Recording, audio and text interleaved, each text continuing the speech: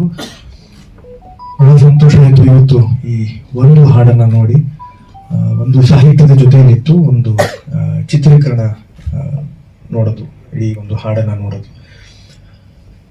ಈಗಾಗಲೇ ಈ ಸಿನಿಮಾ ಬಗ್ಗೆ ಒಂದಷ್ಟು ಮಾಹಿತಿಯನ್ನು ನಾವು ಕೇಳೋದು.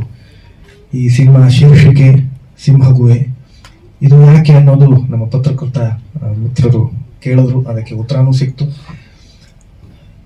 ನಾನು ಯಾಕೆ ಬಂದಿದ್ದೀನಿ ಅನ್ನೋದು ಅವ್ರಿಗೆ ಗೊತ್ತಾಯ್ತು. ತುಂಬಾ ಹುಚ್ಚು ಅಭಿಮಾನಿ ಅಂತೆ ನಮ್ಮ ನಿರ್ಮಾಪಕರು, ನಮ್ಮ ನಾಯಕ ನಟರು.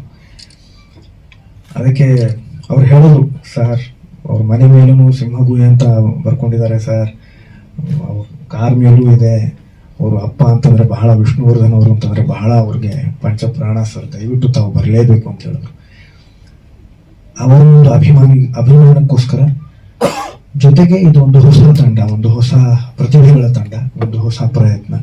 ಈ ತಂಡಕ್ಕೆ ಮನಸಾರೆ ಹಾರೈಸೋಣ ಅಂತ ನಾನು ಬಂದಾದ್ಮೇಲೆ ಹಾಡು ನೋಡಿದ್ಮೇಲೆ ನಿಜಕ್ಕೂ ತುಂಬಾ ಖುಷಿ ಆಯಿತು.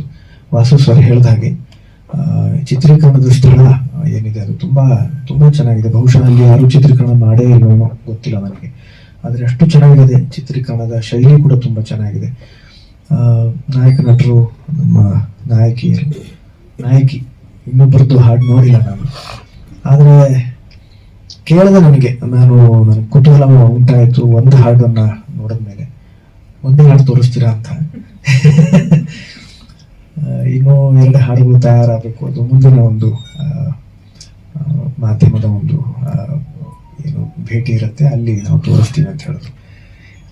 ಬಹುಶಃ ನಾನು ಸಿನಿಮಾ ನೋಡೋಕೆ ಬರ್ತೀನಲ್ಲ, ಆವಾಗ ಸಂಪೂರ್ಣ ಸಿನಿಮಾ ನೋಡ್ತೀನಿ, ಹಾಡುಗಳನ್ನು ಆವಾಗಲೇ ನೋಡ್ತೀನಿ.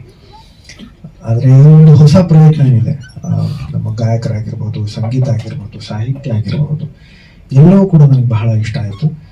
ಭಗವಂತ ಈ ಒಂದು ಹೊಸ ತಂಡಕ್ಕೆ, ಈ ಒಂದು ಹೊಸ ಪ್ರತಿಭೆಗಳಿಗೆ ಸಾಕಷ್ಟು ಯಶಸ್ಸನ್ನು ಕಲ್ಪಿಸಲಿ ಅಂತ ನಾನು ಮನಸಾರಿ ಆಶಿಸ್ತೀನಿ.